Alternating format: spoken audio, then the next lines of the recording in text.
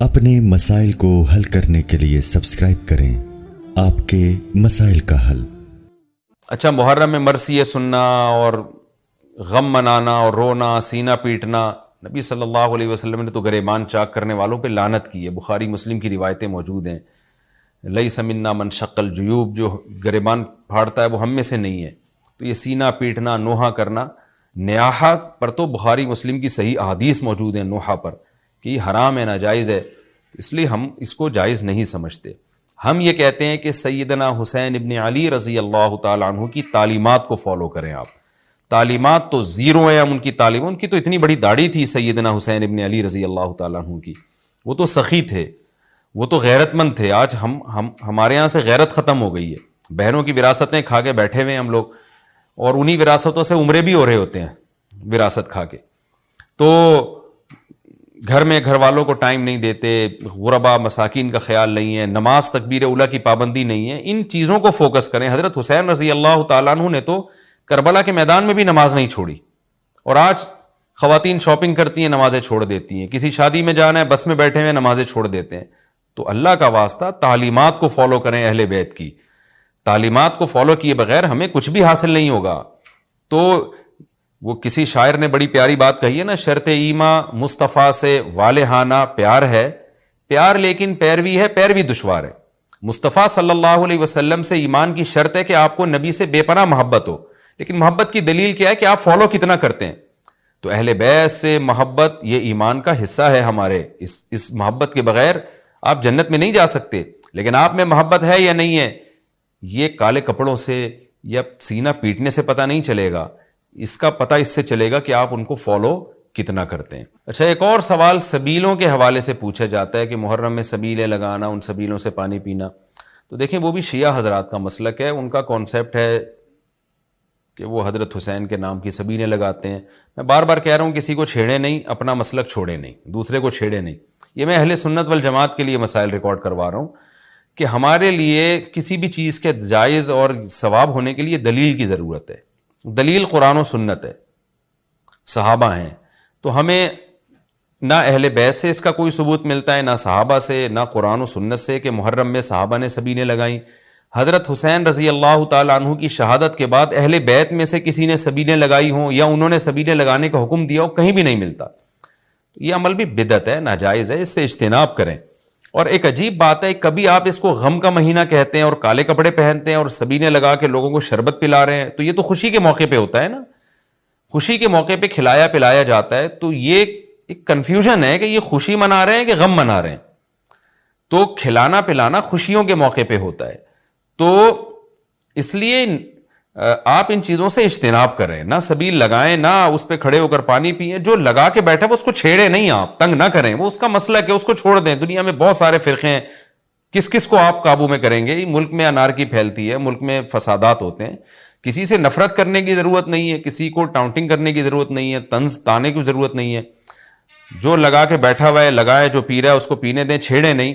لیکن میں آپ کے لیے یہ کہہ رہا ہوں جو اس وقت میرا پروگرام سن رہے ہیں، اگر آپ قرآن و سنت ہی کو فالو کرتے ہیں، آپ اہل سنت والجماعت میں ہیں، یا تو میں بار بار کہتا ہوں پورے شیعہ ہو جائے نا، پھر آپ ڈبل مسلکوں پہ چلنا تو یہ دنیا میں کسی کا بھی اصول نہیں ہے کہ آدھا ادھر آدھا ادھر، وہ تو کہیں کا بھی نہیں ہوتا۔ یا تو پورے ادھر ہو جائیں یا پھر پورے اہل سنت والجماعت بن جائیں۔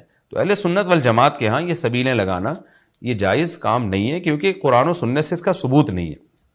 لوگ کہتے ہیں کہ آدمی کسی کو شربت پلا رہا ہے، پانی پلا رہا ہے، تو پانی پلانا تو بڑا اچھا کام ہے۔ پانی پلانا اچھا کام ہے، پورے سال کسی دن کو خاص کر لینا یہ اچھا کام نہیں ہے۔ تو اس سے بدعت کی تائید ہوتی ہے۔ تو اگر کوئی پیاسا آپ کو نظر آتا ہے تو محرم میں ہو تو محرم میں بھی پلائیں، سفر میں ہو تو سفر میں بھی پلائیں۔ لیکن کوئی پیاسا نہیں ہے تو جیسے آپ پورے سال سبیلیں نہیں لگاتے تو محرم میں بھی نہ لگائیں آپ، کیونکہ اگر آپ پورے سال نہیں لگاتے، محرم میں لگا رہے ہیں، تو اس کی علامت ہے آپ اس مہینے کو سبیل کے حوالے سے خاص ویلیو دے رہے ہیں۔ تو اس ویلیو کی آپ کے پاس قرآن و سنت سے دلیل ہونی چاہیے۔ دلیل نہیں ہے تو ہمارے پاس دلیل ہے، نبی صلی اللہ علیہ وسلم نے فرمایا من احدث فی امرنا ھذا ما لیس منہ فہو رد وفی روایت فہو مردود۔ جو ہمارے دین میں کوئی بھی نئی چیز لے کر آئے گا، نبی نے فرمایا وہ مردود ہے، ہم نہیں اس کو ایکسیپٹ کریں گے۔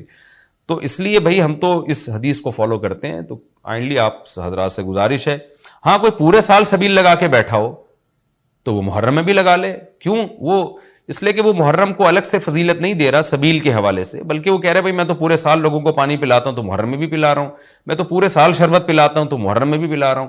لیکن ایک آدمی سال کے 11 مہینے نہیں پلاتا، صرف محرم میں سبیل لگا کے بیٹھا ہے، اس کا مطلب وہ اس مہینے کو سبیل کے حوالے سے زیادہ ویلیو دے رہا ہے. اس ویلیو کے لیے میں نے کہا دلیل چاہیے. دلیل آپ کے پاس اگر نہیں ہے تو پھر وہ حدیث ہے جو ہمارے دین میں نئی چیز ایجاد کرے گا تو وہ چیز مردود ہے. اس لیے اس عمل سے بھی اجتناب کریں.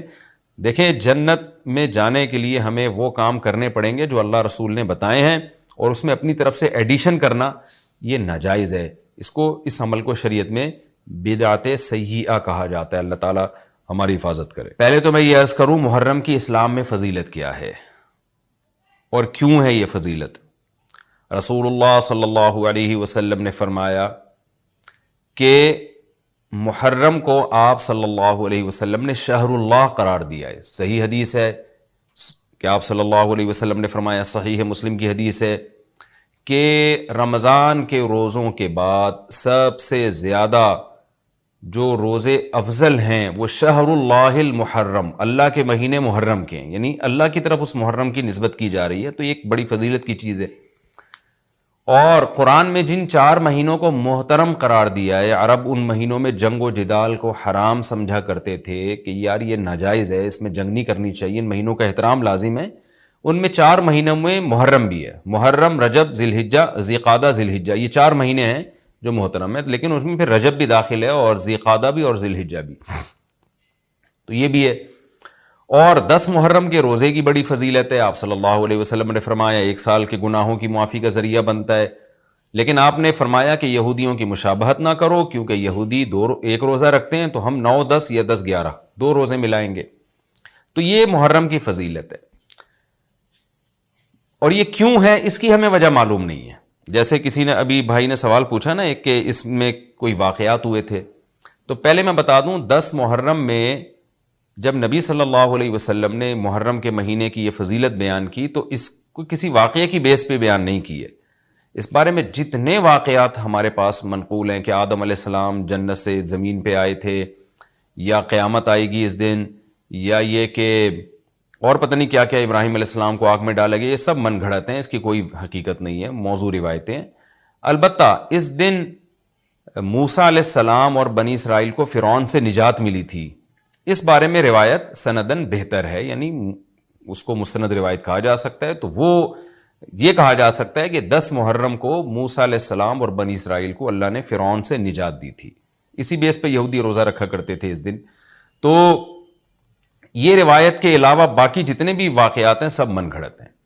باقی حضرت حسین رضی اللہ تعالی عنہ کو جو کربلا میں شہادت ملی ہے، وہ تو 10 محرم، وہ تو فضیلت تو اسلام میں پہلے سے تھی. تو حضرت حسین رضی اللہ تعالیٰ عنہ کا واقعہ تو بعد میں ہوا ہے، تو اس سے حضرت حسین کی شہادت کو اور فضیلت مل گئی کہ آپ کو ایک مقدس دن میں اللہ تعالیٰ نے شہادت عطا فرمائی ہے.